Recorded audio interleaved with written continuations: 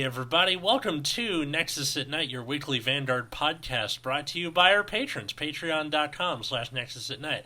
I'm out of the hospital. And I'm Matt.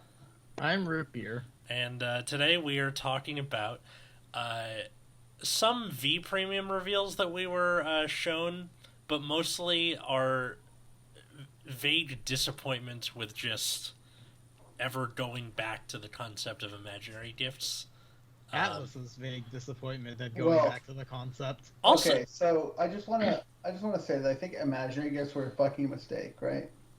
But I do think V got kind of figured out almost, and then they printed fucking prisms. So if we could delete prisms from existence, I think V would be pretty good. I also want to preface this by saying I basically was in the hospital to have my brain scrambled, for lack of a better term. The goal was to capture a seizure, and they did that.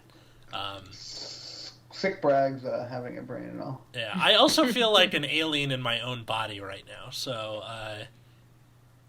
this is going to be the Sergeant Peppers of Nexus at Night episodes, I think.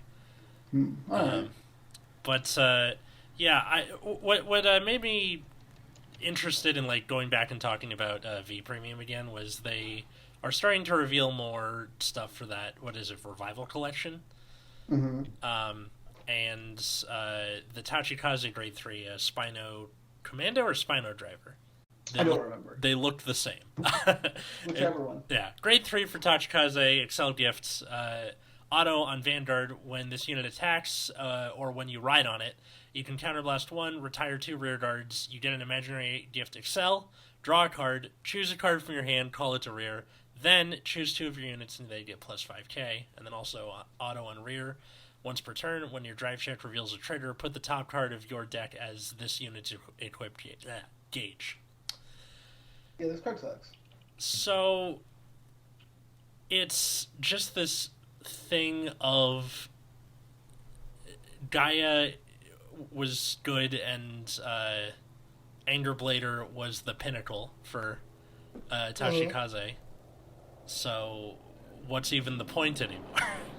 I don't know. They're not even trying different cards for Tachikaze at this point. Like the Neo cards or whatever, the Tachi cards or whatever.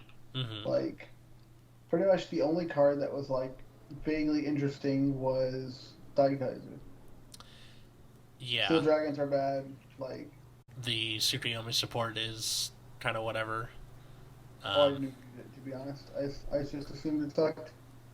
It kind of sucks, yeah. I haven't touched OTT in a while, but like Tsukuyomi was never that great, and all this does is add 4 more triggers to your deck, I guess. Oh, so it does, huh? Oh, and if you can counterblast to make it a crit trigger. Yes. Yeah. But it's only for your Vanguard. I fail to see how this is significantly different from Susanoo support. Yeah, that's the point of this. Say that again? I don't understand the point of this. I don't either. It seems What that does Tsukuyomi even do? I don't remember anymore. Are we at the point where they've run out of ideas, where they're like, okay, so... I thought that was the point of this reboot. Yeah, that's what I thought. I also thought it was like a power creep thing, where they're like, everything gets everything else, so we should probably, start over again. I guess Tsukuyomi does need to reveal 2 or more triggers during your drive check, so I guess you have to. I guess having 4 more triggers does something for the deck. I guess It's not that it doesn't do anything for the deck; it's that it does a thing, and then who cares? yeah. Like I'm pretty sure Tsukuyomi is still just bad. Whether or not something's bad or good, Prism is the best deck in the format for that. But also, it's this thing where, because of how flippant the power creep was near the end there, it turned into this thing where these amazing displays of card advantage just feel like dog shit. Like, I have the Hamstay build for V Premium, and I am able to get like 4 Excel gifts in a turn, or something close to it. So, like, by turn 4, you have, like, 4 extra front row things, and they're all full. So, that's 7 attacks with minimal effort, and it's boring. I don't understand. Make it make sense. I mean, is it really 7? Well, because you have your 3 front row and then your 4 extra front row circles. So, yes. I mean, eventually. Yeah. But, like, how often do you get 4 Excel gifts? I got it against Prism, against my friend, because he's like, I want to play V Premium. I'm like, okay, I'll bring the deck to locals. I'll play you. And then we played, and I had to pee the entire time we were playing, and then I finished the game just so I could go pee. Like, that's not something that you should be doing for a trading card game. Your goal should not be, I need to finish this so I can go to the bathroom. It should be, I want to play the game. You could not have said, like, hold on, can we pause for a second? I need to go to the bathroom. I could. But if he was just super unengaged with the game. There you go. That's it. Yeah. And, but off mic before we started, you're saying that V Premium is the best format, not counting Prism? Yeah. If Prism did not exist, I think V would be the best format. What makes it that for you? Things to do, mostly. I don't know, there's, like, actual, like, the Overdress, first of all, actual premium is just not in the conversation. Yeah, actual premium has gotten a little bit wacky. Cause, like, we'll come back to that in a second. I don't want to get off topic on that yet. Yeah. And, like, but the problem with Overdress is you have kind of the good decks, which are like Bruce Bastion, and then, like, other things. Mm-hmm. And it's just like it's basically the problem that we saw early in V, where, like, decks that attacked only 3 times are, like, already at a disadvantage. Mm-hmm. Except we're seeing it at set 2. And set 2 is already, like, really low value. Like, it's kind of like, I don't know, slowing down already. Which feels bad to say for me, but... Do you think that might be because they're spacing out the sets again? Not sure. But I just haven't been vibing with it. That's fair. I mean, what I've really been enjoying is the sitting and waiting and experimenting, because a problem I had with V was sets coming out every month. A, destroys your wallet big time. Mm-hmm. B, it turns into this thing where you never get to really experiment and create in terms of deck building. As opposed to with Overdress, we're waiting like 2-3 months, sometimes 4, I think, at one point, between sets. So you are forced to sit and be there with your own thoughts and try new things. And I think that's leading to interesting deck building compositions. I also think that promos matter more, because that's the only piece of, like, new card that you get within that amount of time. Promos, for the most part, are either super broken and you need 4, or people are just like, whatever, I don't care, they're fine. But in Overdress, like, example, in Stoicheia, the one that, like, kills itself for a counter charge, due to the simplicity of the game as of right now, that matters a lot for mainly Magnolia players, but you can also run that in Zorga. And even then, that leads to something where people are like, do I really want to play the deck where I can unflip my damage, or should I just try and kill faster, but that also makes it less stable? And you're able to ask yourself these questions because of working on a lower level, on a more simple level.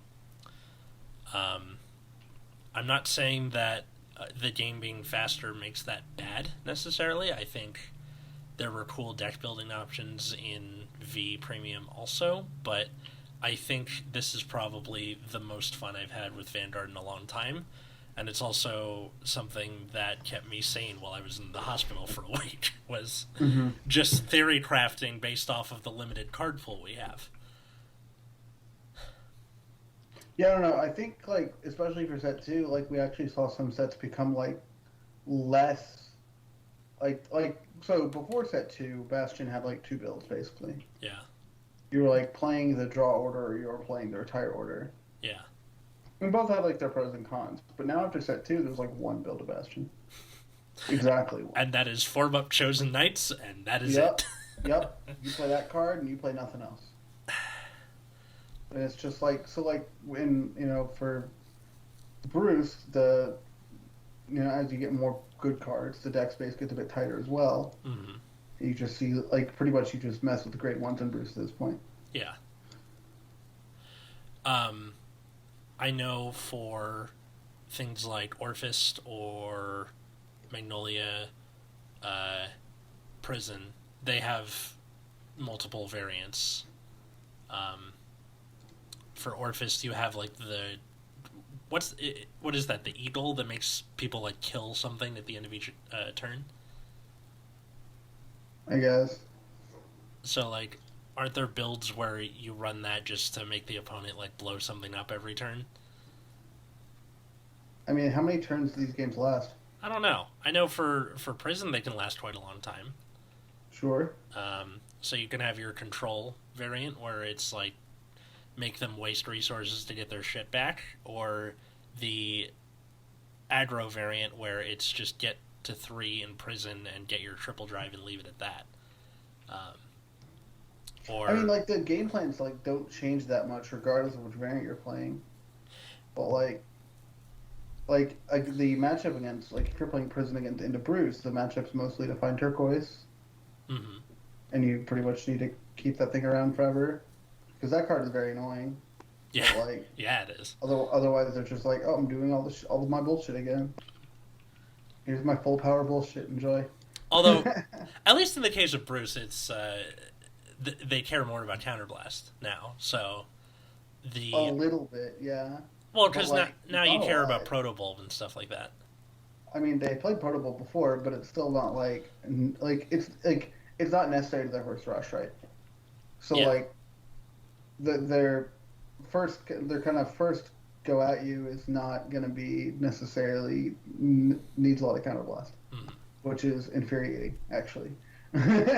Yeah. Like, it means that denying Bruce is kind of not worth it for the most part. Yeah, but it also doesn't have much of an answer to aggression,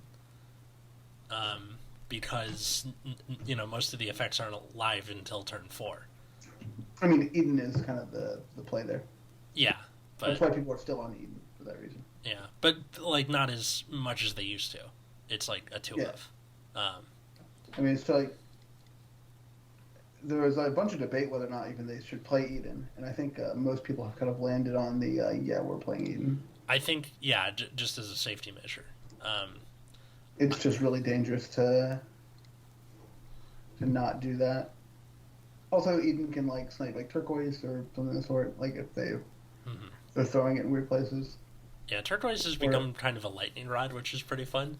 I mean, but the problem is, it's like you're also the only card that matters, right? So like it being a lightning rod is not like it's protecting something else. Like a lightning rod effect would be more useful if it protects something, right? If you just have a lightning rod in the middle of an open field where nothing was going to get hit anyway, it doesn't do anything. Well, it keeps your Vanguard from getting hit. But I mean, yeah. But unless the opponent has recourse unless they just for retire removal. it, yeah. But like not a lot of decks have the removal. And also the order in Bruce is also fucking disgusting. Yeah, that thing is crazy. The combination of all this bullshit is just kind of nuts. Mm-hmm. And that does use CB for sure, but yeah. I still their turns are still really strong even without a lot of CB. Yeah. Yeah, but it's still something wherein they have things they want to do with it now, whereas before it was something where Counterblast was almost an afterthought for Bruce. It was just like, oh yeah, I mean, I'll just get my stuff back. I don't care. Yeah, they're playing the dog too. Yeah, but now it's like, they have a toy that you're taking away by imprisoning their stuff. I know that was like a huge roundabout, but sorry. I'm wondering. Oh, debate is good. Yeah, Interesting content. interesting. I have nothing to add to this conversation, for the record. I didn't really know where to go with this. After the week I've had, it's been like just kind of a brain scramble for me, and I'm like, ugh. I'm working on it. I'm wondering, like, what would it take for you to like actually care about V Premium in general? Both of you. I don't know. Cool cards like Daikaiser was interesting. Yeah. But ultimately, if nothing happens to Prism, I think that it's kind of difficult for me to give a shit. So Prism's got to go for it to matter. I really think Prism needs a hit, like Lise or Ellie, something like that. Lise was the call from top of deck, right? Or yeah, basically. see how long it's been for me. Just something that turns down either their early aggression or their shield or their defenses. Yeah. Because both those are kind of nuts. Mm-hmm. It just you can't have all of that, and it calls from top.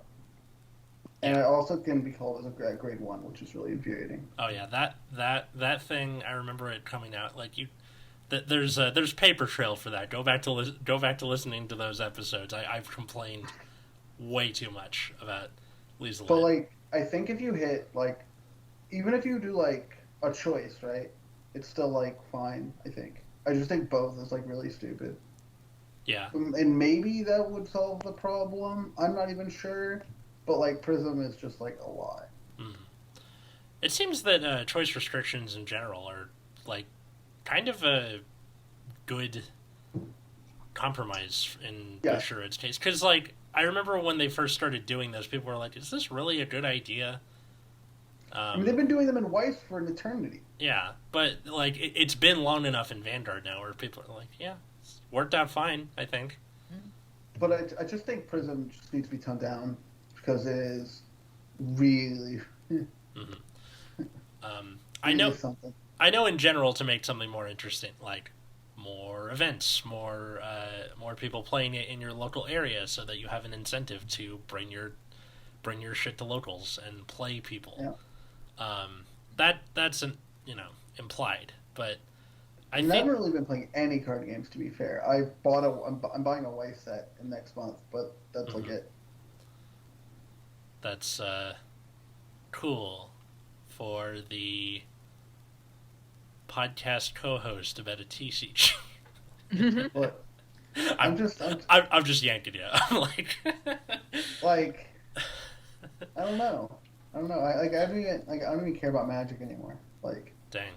I haven't cared about Magic in years. We've gone through ebbs and flows of caring about Vanguard and actually playing it. Especially during COVID, wherein you can't really meet up with people. Or during that middle part of V, where it was just so stupid. Yeah. The Luard into Gold Paladin. That was really cool. That was not a fun time. But Vanguard Insider put up a thing on his Twitter, which we retweeted, about burnout. And I gotta say, the thing that's kept us alive for 5 years is knowing that it's okay to take a break, or you've seen us. We've just been no episode this week. Shit happens. And I think that's important for us continuing. But I don't know if anything is ever going to make me go back to V in earnest, ever. Well, I think it's hard to go back to V in earnest when there's this other shit going on, basically. Overdress, or yeah, Overdress specifically. Yeah. And nobody's going to premium because the only thing that kind of even gave anyone hope for premium was the fact that there might be a ban list after the BCS, right? Yeah, and there wasn't. But it has been 2 months Yeah. since that event, and we've not even heard anything about it. Mm-hmm. We haven't heard anything about that. We also haven't... Like, are we still getting reveals for that Revival Collection? Yeah. Yeah. So... I mean, we already know what the Revival Collection is. Like, I think we know all the cards in it already. Yeah, so I'm... Part of me also thought, like, if not immediately after the event, they would be like, oh, let's wait till we release everything, and then... I don't know. Are they hoping these heals do something? Because at face value, they definitely don't. Yeah, it's definitely not enough. I mean, some of it's actively harmful, right? Yeah. What? Why? Because you get, like, more crazy G-darts? Or... No, because you can undo damage denial. You just give yourself counterblasts. Yeah. Man, New Idea is going to be very cool. So, yeah. Like, New Idea is still legal. This is kind of why I was so, like, in awe when I found out that Commander Jaime was doing the premium Springfest. I was like, really? Damn. Okay. Good on you for, like... And don't get me started on fucking Genesis. Yeah. That deck's broken. Mm-hmm. I went and sold off the deck at Frank's last week and made a decent amount of money, actually. So that was nice. Very cool. But I don't know if it's me getting old, if I've become a Vanguard boomer of some sort. I don't know if it's the equivalent of several blows to the head, or or whatever it is. But it's something that I think I am forever changed by the Overdress reboot. How many months has it been since we've started? Only been like 2 or 3 months, I think. Maybe. I don't know. 2021 has been progressing way faster than it feels like. Oh yeah, for real. We're already 8 months in. That's nuts. Yeah, Genesis of the 5 grades was May, so May, June, July. Yeah, okay, so about 4 months. Yeah. So yeah, of the 4 months it's been, I don't know. I've just been enjoying myself and the dynamic of my friends and I and my locals and I, with how games are played, and even if it's like on this smaller scale and with less crazy shit with imaginary gifts. But yeah, I mean, one of the big problems I've had with V is like the gift accelerating, and it seems like their solution to that is to make everyone have it. Yeah, instead of what? Stopping that shit. Yeah, I wasn't really sure what... It's like capitalism. There's not really a way to curb it, for the most part. It just keeps growing. Like, honestly, at some point, I wonder if they just have to make a ruling that says you get exactly 1 gift per turn. That's it. Then half the cards they print no longer do anything. Super funny. Yeah. Yeah.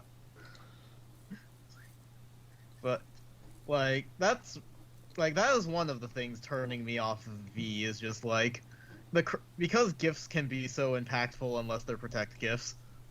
It's like being able to stack like 3 force markers in a turn, or getting like 2 or 3 Excel gifts, and just having these ridiculous boards is like not fun to me. Like, I appreciate the slower pace of Overdress so far. Like, aside from Bastion, a lot of the multi-attacking decks take a little bit of setting up. Yeah. So, like... And even Bastion, like, you can kind of aggro it early because it doesn't really have a response to it, so I appreciate, like, the overall slower pace of Overdress. I like that you have the option of trying to, like, outpace the more aggressive decks like Bruce and Bastion. Like, I think generally they've done a better job of designing interesting mechanics for Overdress. Like, I like a lot of what they've been doing with all of the different ride lines so far, even if, like, all of them definitely have problems.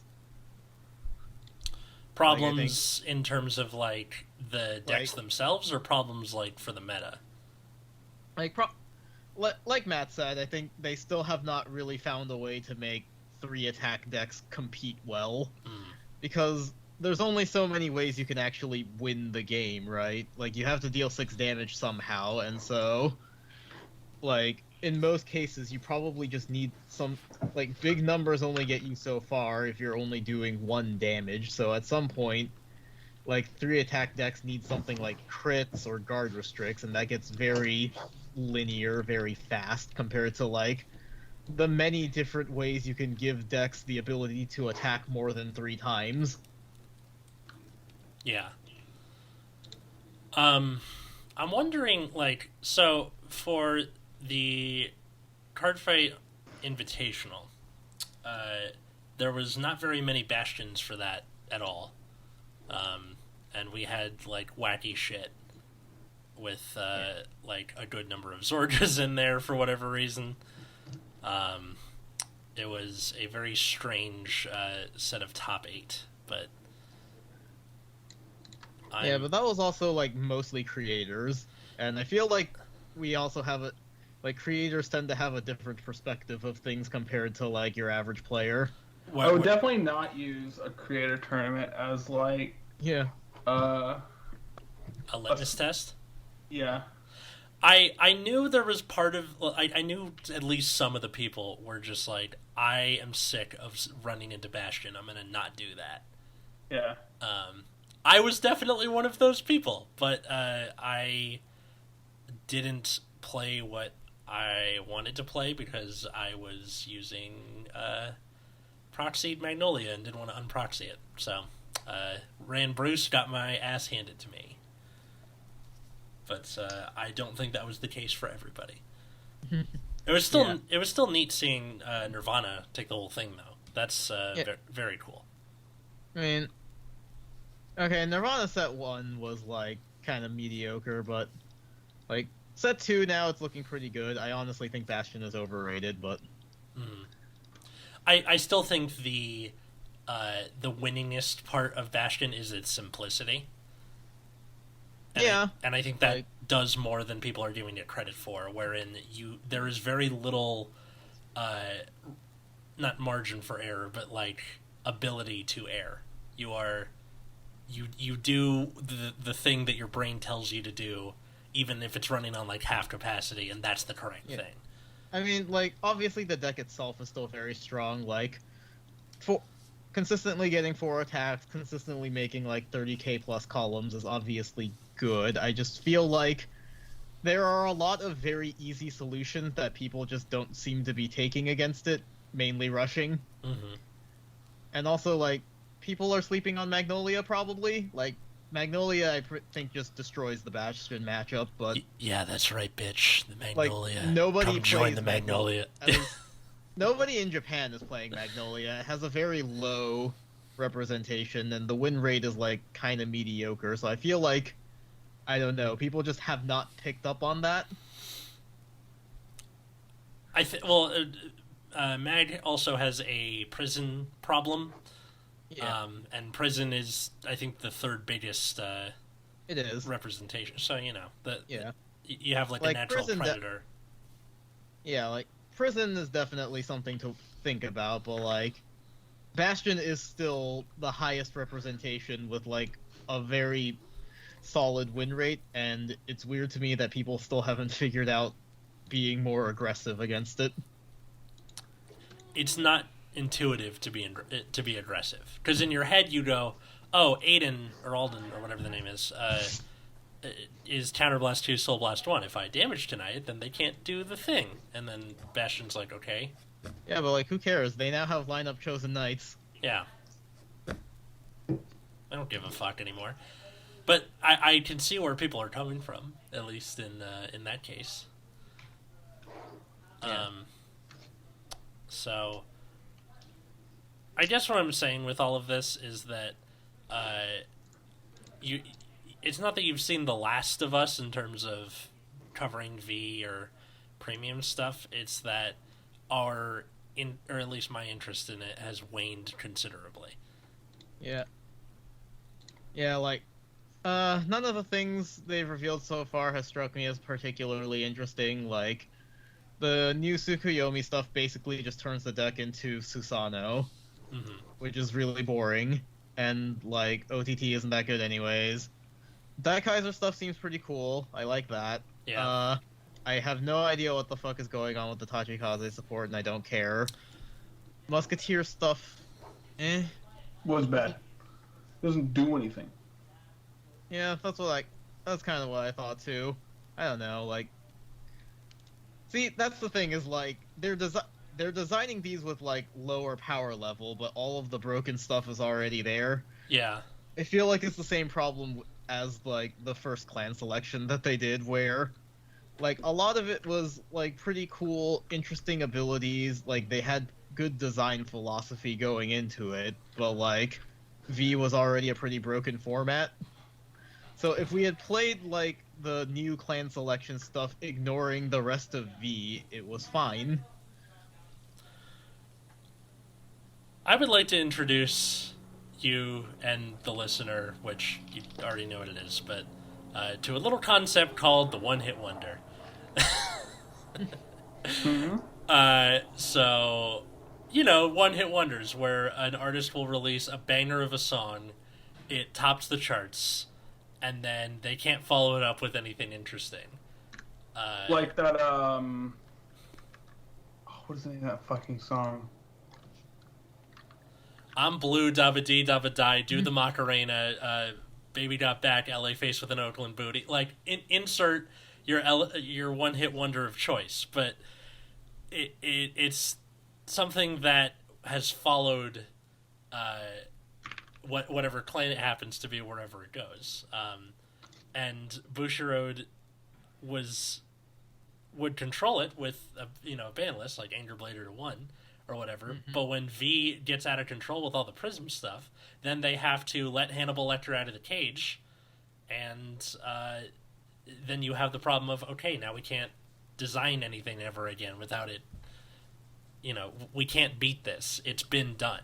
It's all been done. Woohoo-hoo. I'm like a weird bare naked ladies kick for some reason. Anyway. I think that's also where, like, the way they're currently designing Overdress comes in, where they're designing around these specific bosses, so, like, it's very intentional that the decks aren't changing very much. They're kind of slowly patching holes and adding more options to the same strategy. Like, I realize that makes Overdress feel a little one-dimensional sometimes because they're moving it so slowly, but, like... That's what I like. I think I think it's overall healthier for the game. We'll see how, like, adding new ride lines coming up in the next couple of sets is going to affect that. I don't know how I feel about, like, them adding enough ride lines to where we eventually were just back where we started. We're like, oh, there's 24 of these. Cool. I mean, we're already almost there. Yeah. Thanks, Lyrical Monasterio. Yeah, how do you feel about all that? I know there's, like, weekly roundups and stuff, but how you feeling? I mean, like, they have interesting designs, I'll say that. Like most of them are pretty, like, brainy. Like, they require some sort of setup. It also means, like, the decks tend to lose to themselves a lot of the time, but overall, they seem like they'd be interesting to play, which I appreciate. And they're all... none of them are, like, super strong or anything. I think the best one so far is the Cat, and that strikes me as being around the level of, like, Mag and Verena, where it's, like, pretty good, but then has just enough inconsistency where it's probably not going to be on the level of, like, Bruce and Bastion, which is fine, I think. I don't think anyone was coming into this set expecting something to dethrone the top two, so I was. The fact that they're both, like, solid. I think we've got a couple of, like, solid tier 2 contenders. Kyrie plays well in the prison. Like, the Cat has a very high ceiling if you can set it up right. Don't know about Felty Rosa yet. That just came out. Needs testing. LSTL got that one grade 3 that enables both skills, which is probably necessary. I think that's just now Unga Bunga play all odd grade units and smack your opponent with crits. It's probably the worst deck of the 4 we know so far. Mm-hmm. And then I think they're revealing the Gemstone Girl tomorrow, so we'll see. But yeah, I don't see anything dethroning Bruce and Bastion unless one of the last 2 ride lines is utterly ridiculous. So I guess we'll find out if the gemstone is truly, truly, truly outrageous. Yeah, like, I mean, to be fair, the way they've described it so far, I have no idea what it could be. So that's exciting that they're continuing to find interesting mechanics. Mm-hmm. Like, yeah, Felty Rosa kind of boils down to, like, get extra attacks, but it does it in kind of an interesting way, and it means you have to, like, set up your turns to be able to, like, clear out your front row and kind of open up circles to be able to, like, set up your board properly. I like to think of that as all songs are made up of the same chords. It's what order and tempo you play them in. So eventually you're going to run out of shit to do with your trading card game, but if it's just different enough, I think you're fine. Yeah.